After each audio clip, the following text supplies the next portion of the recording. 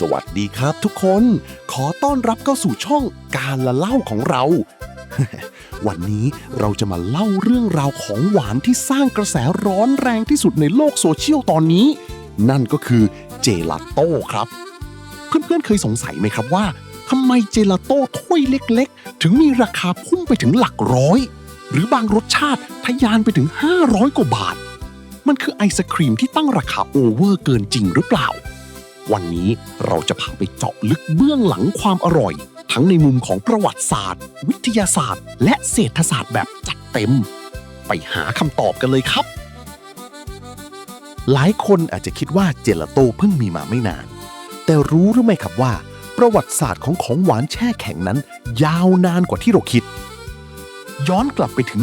12,000 ปีก่อนคริสตกาลในภูมิภาคเมโสโปเตเมียมีการบันทึกว่าต้องใช้นักวิ่งส่งสารวิ่งไปไกลกว่า100 กิโลเมตรเพื่อเอาหิมะและน้ำแข็งมาทำเครื่องดื่มเย็นในงานเลี้ยงของราชสำนักที่พระราชวังมารี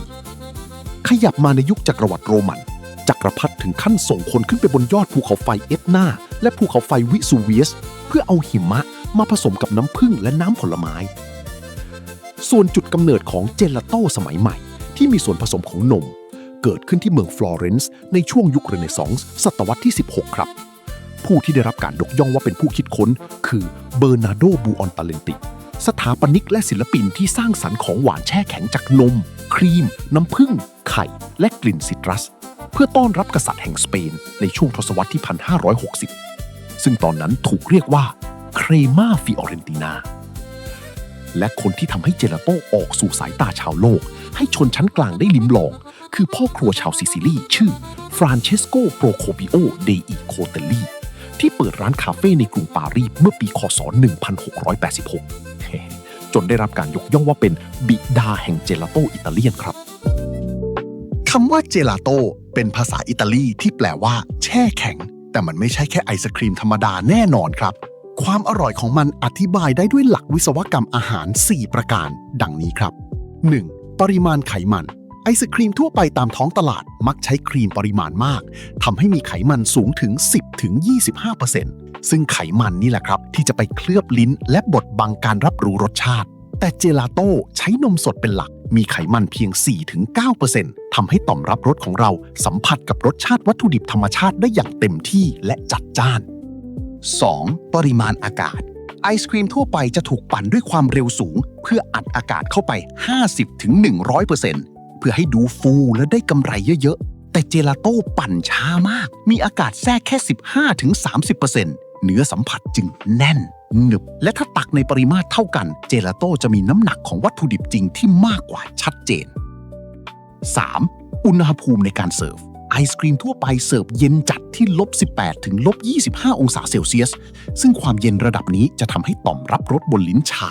ในขณะที่เจลาโต้เสิร์ฟอุ่นกว่าที่ประมาณ-10 ถึง-15 องศาเซลเซียสอุณหภูมินี้ช่วยให้กลิ่นและรสชาติระเหยกระจายตัวทันทีที่เข้าปาก 4. ผลึกน้ำแข็งการปั่นอย่างช้าๆช่วยให้ผลึกน้ำแข็งมีขนาดเล็กและละเอียดนำไปสู่เนื้อสัมผัสที่เนียนลื่นดุจแพรไหมโดยไม่ต้องพึ่งสารเคมีในอิตาลีเจลาโต้ไม่ใช่อาหารไฮโซนะครับแต่เป็นวิถีชีวิตชาวอิตาลีมีวัฒนธรรมการเดินเล่นยามเย็นที่เรียกว่าปัสเซจิอาตาซึ่งจะมีเจลาโต้เป็นองค์ประกอบที่ขาดไม่ได้รัฐสภาอิตาลีจริงจังถึงขั้นมีร่างกฎหมายกำหนดว่าเจลาโต้แท้ต้องไม่มีอากาศเกิน 30% และต้องมีไขมันนมขั้นต่ำ 3.5% เพื่อรักษามาตรฐานวิธีดูร้านเจลาโต้ระดับเซียนมีดังนี้ครับอย่าหลงกลภูเขาน้ำแข็งร้านที่ตักเจลาโต้พูนสูงเลยขอบถาดขึ้นมาเป็นภูเขามักเป็นเจลาโต้อุตสาหกรรมที่อัดก๊าซและใส่สารเคมีให้คงตัวร้านระดับตำนานของแท้จะเก็บในภาชนะสแตนเลสทรงกระบอกมีฝาปิดเพื่อกันแสงความชื้นและอากาศสีต้องไม่มีอ่อนเจลาโต้แท้สีต้องมาจากธรรมชาติเช่นรสพิสตาชิโอต้องเป็นสีเขียวอมน้ำตาลขุ่นคล้ายเนื้อถั่วบด ไม่ใช่สีเขียวมรกตเรืองแสงนะครับรสชาติปราบเซียนให้ลองสั่งรสฟีออร์ดีลาเต้หรือรสนมสดบริสุทธิ์ครับรสนี้ไม่มีกลิ่นอื่นมาบดบังจึงใช้วัดฝีมือช่างทำเจลาโต้ได้ดีที่สุดข่าวดีสำหรับสายหวานครับ เพราะเจลาโต้ใช้นมสดแทนครีมข้นแคลอรี่และไขมันจึงต่ำกว่าไอศครีมพรีเมียมอย่างเห็นได้ชัดเจลาโต้100 กรัมให้พลังงานประมาณ120 ถึง 160 กิโลแคลอรี่และมีไขมันเพียง 2-6 กรัมส่วนไอศครีมพรีเมียมในปริมาณเท่ากันอาจให้พลังงานสูงถึง270 กิโลแคลอรี่และมีไขมันสูงถึง18 กรัม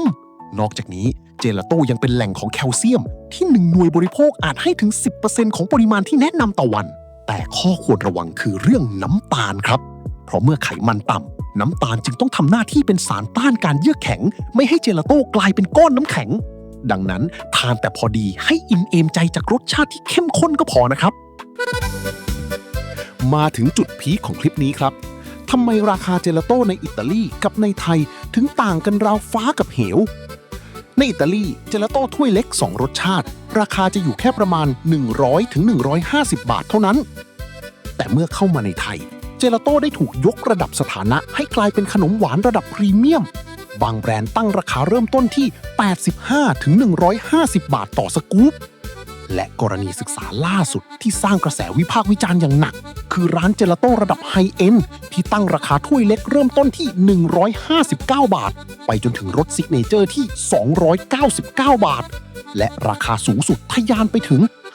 559 บาทจนเกิดกระแสสังคมตั้งคำถามว่าสินค้านี้ราคาสูงเกินจริงหรือไม่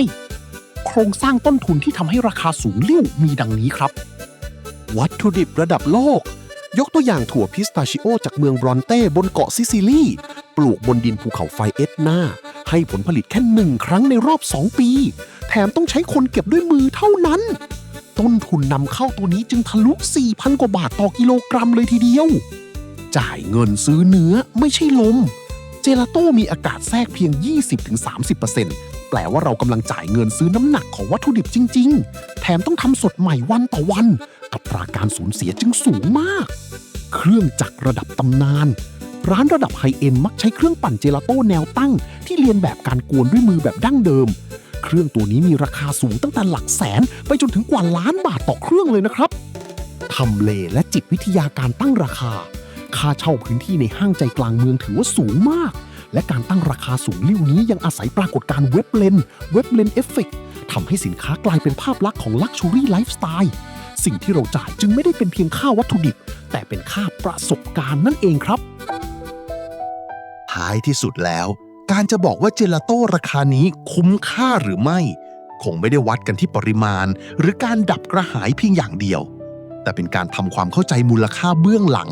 ว่าเรากำลังจ่ายเพื่อประสบการณ์ทางประสาทสัมผัสการอุดหนุนงานฝีมือและการดื่มด่ำกับวัฒนธรรมของอิตาลีที่ถูกเสิร์ฟมาในถ้วยใบเล็กๆครับถ้าชอบคลิปนี้อย่าลืมกดไลค์กดแชร์และ Subscribe เป็นกำลังใจให้ช่องการละเล่าของเราด้วยนะครับแล้วพบกันใหม่คลิปหน้าสวัสดีครับ